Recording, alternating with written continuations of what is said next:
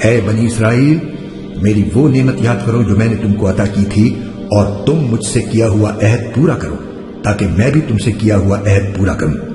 اور تم کسی اور سے نہیں بلکہ صرف مجھی سے ڈرو، اور جو کلام میں نے نازل کیا ہے اس پر ایمان لاؤ، جبکہ وہ اس کتاب یعنی تورات کی تصدیق بھی کر رہا ہے جو تمہارے پاس ہے، اور تم ہی سب سے پہلے اس کے منکر نہ بن جاؤ،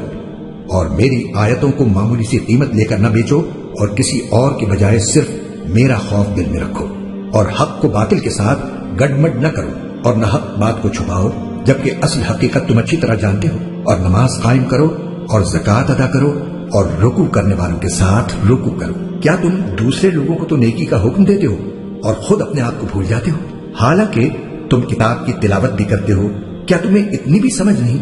اور صبر اور نماز سے مدد حاصل کرو۔ نماز بھاری ضرور معلوم ہوتی ہے، مگر ان لوگوں کو نہیں جو خشوع یعنی دھیان اور عاجزی سے پڑھتے ہیں، جو اس بات کا خیال رکھتے ہیں کہ وہ اپنے پروردگار سے ملنے والے ہیں اور ان کو اسی کی طرف لوٹ کر جانا ہے۔ اے بنی اسرائیل، میری وہ نعمت یاد کرو جو میں نے تم کو عطا کی تھی، اور یہ بات یاد کرو کہ میں نے تم کو سارے جہانوں پر فضیلت دی تھی، اور اس دن سے ڈرو جس دن کوئی شخص بھی کسی کے کچھ کام نہ آئے گا، نہ کسی سے کوئی سفارش قبول کی جائے گی، نہ کسی سے کسی قسم کا فدیہ لیا جائے گا، اور نہ ان کو کوئی مدد پہنچے گی۔